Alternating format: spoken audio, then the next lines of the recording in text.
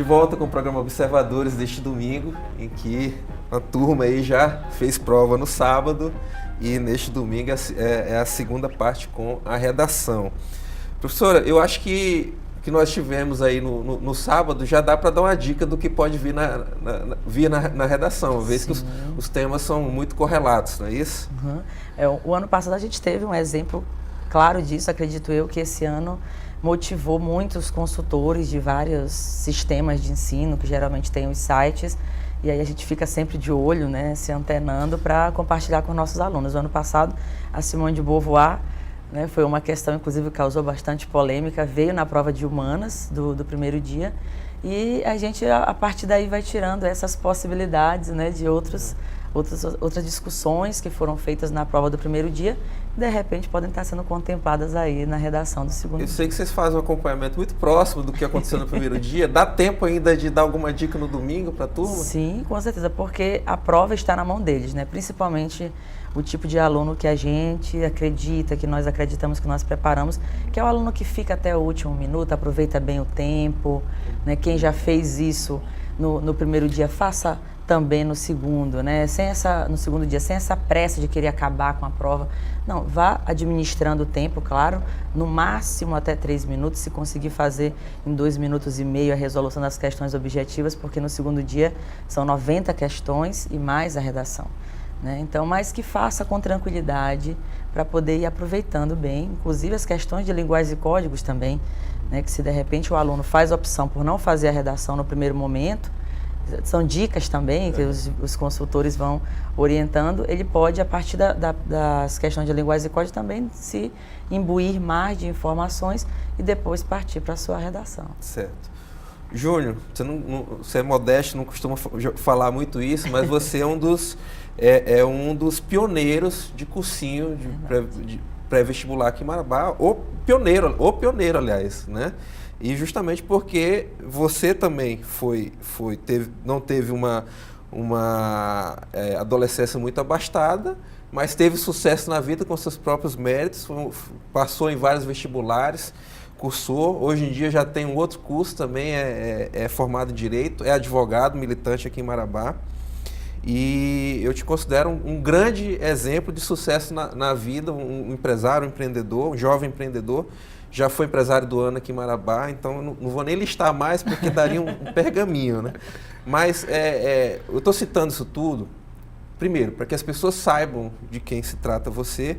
É uma pessoa que tem essa vitória toda na vida cedo, né? É um jovem ainda, mas que viveu a época daquele antigo vestibularzão e que hoje trabalha com as turmas que participam do Enem. O que mudou na preparação do jovem daquela época para o jovem de hoje? E também nas técnicas também utilizadas pelos cursinhos para que esse aluno seja vitorioso. Nós temos quantos programas para responder essa pergunta, porque é bem longa, né, a resposta. Patrick, mas uma pergunta interessante, porque vou usar a expressão no nosso tempo, né? Os vestibulares eles aconteciam de maneira específica. Havia uma formulação, uma composição de provas para humanas, uma para exatas, uma para biológicas e outra para agrárias. Hoje o Enem adota um modelo unificado de provas e isso, de certa maneira, reduz o trabalho para os elaboradores, mas aumenta a complexidade para o participante, ou seja, é mais um elemento de injustiça dentro do nosso Brasil. A compreensão de mundo tem que ser maior. Muito maior e, de certa maneira, é minha opinião pessoal, que ela é desnecessária, porque você põe para fazer uma prova, a mesma prova, um aluno, um candidato que pretende formar-se em Direito, que faz a mesma prova que o médico e a mesma prova que o engenheiro. Estou colocando os cursos mais concorridos em cada área, humanas, exatas e biológicas, para que você entenda que o aluno, por exemplo, que vai fazer Direito, ele tem que saber números complexos de matemática, ele tem que saber biologia, química e física a fundo, coisa que no nosso tempo, com os vestibulares específicos, não eram necessários. Eu já aprofundava na minha área que eu escolhia.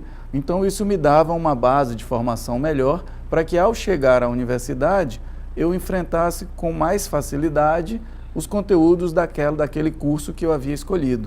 Então, por exemplo, a minha formação em Direito, eu fiz provas de português, literatura, redação, história e geografia, com aprofundamento, e fiz uma prova mais simples de química, física, biologia e matemática. Então, quer dizer, conhecimentos básicos avaliados de forma genérica e conhecimentos específicos avaliados de forma mais aprofundada. Eu considero esse sistema muito mais justo e muito mais eficiente, porque faz com que o aluno chegue lá na faculdade muito mais preparado para receber os conteúdos que ele vai ter, que são específicos do curso dele. Hoje não, o aluno ele acaba sendo preparado com um volume enorme de conteúdos, dos quais, no mínimo 70% ele nunca mais vai ver na vida, e os 30% que são da área dele, esses ele sabe um pouco e vai precisar muito lá na frente, né? É como nós costumamos dizer, tem uma frase que eu gosto muito, que o nosso currículo, ele por si só já é um currículo, como é que eu diria? Um currículo ineficiente, porque tem 2 quilômetros de extensão e 5 centímetros de profundidade. Quando eu junto esse currículo, que já não é o melhor do mundo, com um processo que é injusto e ineficiente, eu complico mais o processo e coloco na universidade pessoas que sabem pouco de muito e vão ter dificuldade na hora de enfrentar os conhecimentos do seu curso. Eu acho que o modelo que a gente tem hoje pressupõe aquilo que a gente estava conversando antes, que existe uma base bem feita, e a gente sabe que não é essa a realidade para muitos estudantes brasileiros. Desafio, né? Embora a gente perceba que há uma conversa muito grande de MEC, etc. Tal, e evoluirmos em muitas práticas, mas muitas escolas estão mais precárias do que estavam naquela época, e até o nível de envolvimento de profissionais, e a gente sabe que é uma realidade, e o próprio nível de apreensão dos jovens também, de interesse, a questões sociais que acabam batendo, em última instância, para o professor resolver na sala de aula questões que são da sociedade. Então, isso tudo está no meio dessa complexidade que você está contando. Eu diria para você que com esse currículo que nós temos, e com este modelo de acesso à universidade de forma generalista, é impossível ter uma educação de base com qualidade. É muito conteúdo para pouco tempo. Então, os países mais desenvolvidos, eles fazem opções. O que eu quero para o meu aluno no ensino médio? Né? Antes disso, ele pergunta para o aluno o que você deseja para a sua formação superior. É assim no Japão, é assim em Portugal, é assim na Espanha, é assim em quase toda a Europa e também nos Estados Unidos e no Canadá. Então, são métodos que o Brasil adota que acabam fazendo com que haja uma formação generalista e de baixa qualidade. E mesmo que houvesse um desejo muito forte dos professores que estão em sala de aula, do aluno que desejasse muito ser alguém na vida, ainda seria difícil ter uma educação básica de qualidade, porque o currículo é muito grande e pouco aprofundado. Okay. Traz um estresse também, né? Vamos ver alguns gráficos que a gente tem aqui, para a Fran colocar na tela para a gente. Tá aqui. Exame adiado por conta das escolas ocupadas, a gente falou sobre isso, né? São 8,7 milhões de participantes. É o quadro geral, e desse um total de 191 mil não poderão fazer a prova hoje, não estão fazendo a prova e estão nessa situação aí do adiamento. Isso representa aí 1,9% dos 16 mil locais de prova, são 304 locais ocupados, entre eles nós citamos aqui em Marabá o Campus 1 da Unifespa. Vamos passar, Fran, mais um gráfico que nós temos. Aqui sobre o horário. Essa questão do horário, né, professora, é um complicador. É um complicador. Nós estamos mostrando com esse gráfico aqui que nós seguimos o horário de Brasília para a prova. Então, região sul, sudeste, centro-oeste inicia a prova às 13h, e isso significa que aqui para o Pará nós iniciamos às 12 horas, que é essa parte que mais em lilás ou rosa aqui no nosso mapinha. Como que é trabalhado essas dicas aí em relação ao horário, professora? A gente sempre, justamente até na quinta-feira, né, a gente faz essa preparação mais acadêmica, e aí na sexta já é o momento mais agora, vamos nos organizar, vamos colocar nossas mentes né, equilibradas, e aí a gente orienta muito eles que procurem com bastante antecedência o local de prova, né, quem já fez a prova o primeiro dia ontem já fez esse procedimento, então hoje, quer dizer, no segundo dia já vai com tranquilidade, já sabe onde é que é, mas mesmo assim a questão de 1h30 antes do horário é bem prudente, porque você pode acontecer milhões de coisas nesse inteirinho aí do itinerário, então é interessante que a pessoa se previna, né, para depois não virar aí os memes que a gente vê com frequência depois, os vídeos de quem chega no portão e não consegue entrar. Nós não queremos isso para os nossos alunos de jeito nenhum. Nós temos um outro elemento a se levar em conta aqui, que nós também somos sede para municípios aqui da região, né? Então, às vezes a pessoa está vindo da zona rural, etc. Tal, exige melhor que ela noite, né? Se vem de outro município, que já durma no sábado, na cidade, ou se vem da zona rural, já durma na área urbana. Marabá não tem ainda um problema tão intenso com a questão do trânsito, mas às vezes ocorrem alguns acidentes, algumas situações que fogem da rotina. Então, o aluno prudente, ele sempre tem melhores condições de fazer uma boa prova. Certo. Fran, coloca aquela última imagem aqui pra gente que tem os alunos no laboratório de informática. Eu vou pedir para o Júnior fazer um comentário aqui pra gente. Júnior, hoje, tecnologia, nós estamos vendo aqui uma turma no laboratório de informática, né, que isso é algo comum hoje em dia, mas hoje, tecnologia, levando-se em conta computadores e celulares, tablets, etc., é mais parceiro da educação ou ainda estamos aprendendo a lidar com isso? Eu diria para você que nós ainda estamos aprendendo a lidar com isso, principalmente dentro da sala de aula. Dentro da escola já há uma unanimidade de que a tecnologia é parceira, e eu diria até mais, ela é necessária. Tudo passa, Patrick, pela questão de como você se correlaciona com o outro, né? Os instrumentos, eles são extremamente favoráveis ou desfavoráveis a partir da utilidade que você dá a eles. Então, eu entendo que a tecnologia ela é parceira do processo de ensino e aprendizagem, e a forma como nós lidamos com isso é que vai fazer a diferença. Eu acho que o mais importante é deixar como mensagem para as pessoas que a escola é um ambiente, é um espaço que só é eficiente quando existe confiança. Se eu coloco o meu filho numa escola e não confio nela, eu não tenho como esperar bons resultados dessa relação.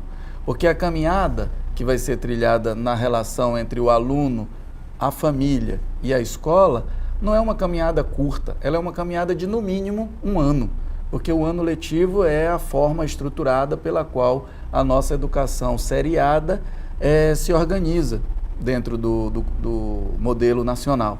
Então, se nós vamos caminhar juntos por 1 ano pelo menos, tem que ter uma relação saudável, tem que ter uma confiança.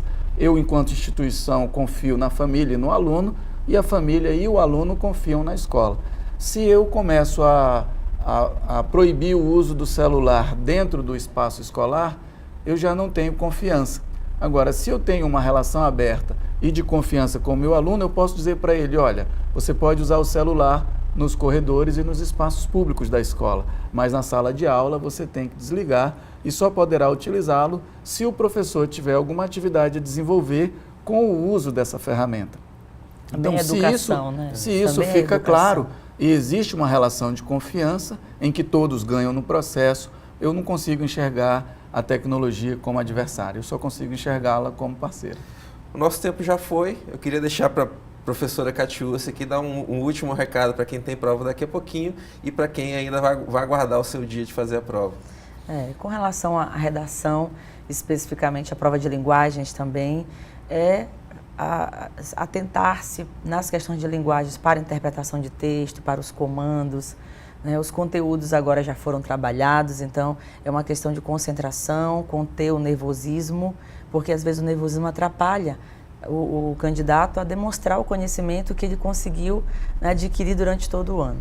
E em redação, especificamente, a dica que a gente sempre dá é organize as suas ideias, né? A maioria das redações, falando de Brasil, elas ficam abaixo de 800 pontos. Isso é um percentual assim que me assusta, que nos assusta particularmente. 97% de aproximadamente 8 milhões de provas ficam abaixo de... 97% desse total ficam abaixo de 800 pontos, até 780 pontos. Isso significa que essas redações não estão sendo feitas de forma planejada, as ideias não estão sendo organizadas. Então, para que você faça parte aí dos 3%, né, antes de começar a escrever, organize as suas ideias e aplique o conhecimento que você se preparou. Muito bom. Obrigado, Júnior, pela sua presença aqui conosco também. Parabéns pelo trabalho de vocês. Muito obrigado, Patrick. Eu agradeço mais uma vez. É sempre um prazer conversar com você e poder levar para os telespectadores do seu programa, né, boas notícias, boas informações, porque tudo o que se discute aqui é cultura. Então, através de vocês, parabéns a todos os educadores, a todos que se dedicam a fazer com que a estrutura dê certo para que essa turma aí que está fazendo prova hoje também dê certo e tenha um grande futuro pela frente. Esse é o programa Observadores. Nós lembrando que na semana que vem estaremos aqui novamente a partir das 9 da manhã, dado o horário de verão da rede aqui na TV Correio SBT. Até lá.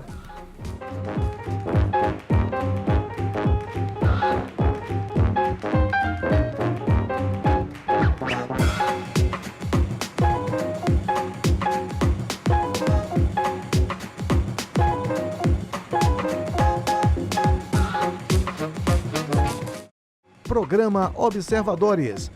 Oferecimento: Escola Técnica Imperador. Plante hoje o seu futuro. Matrículas abertas.